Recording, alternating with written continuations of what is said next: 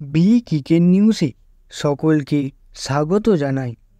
Cricket সম্পর্কিত সমস্ত খবর জানতে বি ক্রিকেট নিউজ চ্যানেলটি সাবস্ক্রাইব করে নোটিফিকেশন অল করে রাখুন।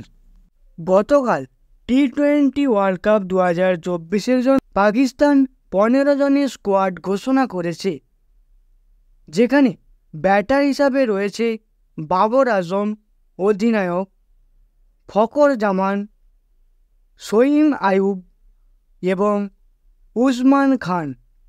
অলরাউন্ডার হিসাবে এই স্কোয়াডে রয়েছেন ইফতিকার আহমেদ, ইমাদ ওয়াসিম এবং সাদাব খান। উইকেট কিপার হিসাবে পাকিস্তানের স্কোয়াডে রাখা হয়েছে মোহাম্মদ রিজওয়ান এবং আজম খানকে।